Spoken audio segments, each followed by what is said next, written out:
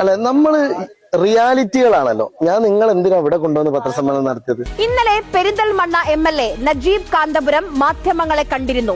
അതിദരിദ്രരെന്ന് MLA പറയുന്ന കുറിച്ച മനുഷ്യർക്കൊപ്പം. ഇന്നത്തെ പ്രൈം സ്റ്റോറി ഇതാണ്. ഇത്രയും കാലം ഈ അതിദരിദ്രരെ MLA കണ്ടിരുന്നില്ലേ? ലീഗ് മാത്രം ഭരിച്ച മണ്ഡലമാണ് പെരിന്തൽമണ്ണ.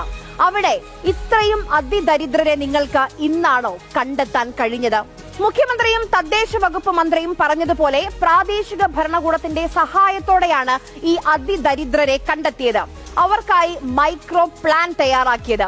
ഇക്കഴിഞ്ഞ 4 വർഷം പെരിന്തൽമണ്ണയുടെ MLA നജീബ് കാന്തപുരം ഇത് അറിഞ്ഞിരുന്നില്ലേ? ഇങ്ങനെ ഒരു പദ്ധതി സർക്കാർ നടപ്പാക്കുന്നുണ്ടെന്ന് MLA അറിഞ്ഞിരുന്നില്ലേ? ഇനി മൂന്നാമത്തെ പ്രശ്നം.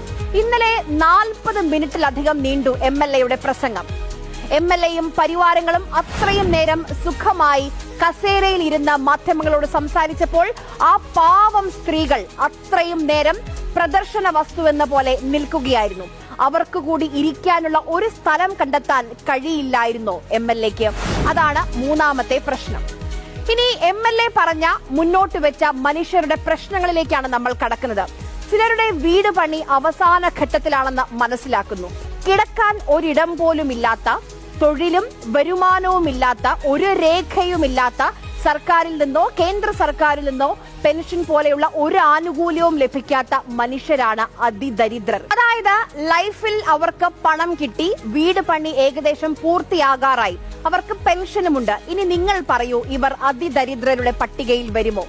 MLA അവരെ നിരത്തി നിർത്തി 1 മണിക്കൂർ പ്രസംഗിച്ചതാണ്. അവരുടെ മുഖവും അവരുടെ വേദനയും അവരുടെ ജീവിതവും ആളുകൾക്ക് അഭിപ്രായം പറയാൻ വിട്ടുകൊടുക്കുകയും ചെയ്തു. ആലോചിച്ചിരുന്നതാണ് മുഖം മാസ്ക് ചെയ്ത് അവരെ കാണിക്കണമെന്ന്. കാരണം മനുഷ്യരുടെ മുഖം, അവരുടെ വേദന പബ്ലിസിറ്റിക്ക് ഉപയോഗിക്കുന്നത് തെറ്റാണെന്ന ബോധ്യവും എനിക്കുണ്ട്. പക്ഷേ അത് വീണ്ടും മാധ്യമങ്ങളുടെ മേൽ പഴി ചാരാനുള്ള ഒരു ആയുധമാക്കുമോ എന്ന ഭയം കൊണ്ട് മാത്രമാണ് മാസ്ക് ചെയ്യാതിരുന്നത്.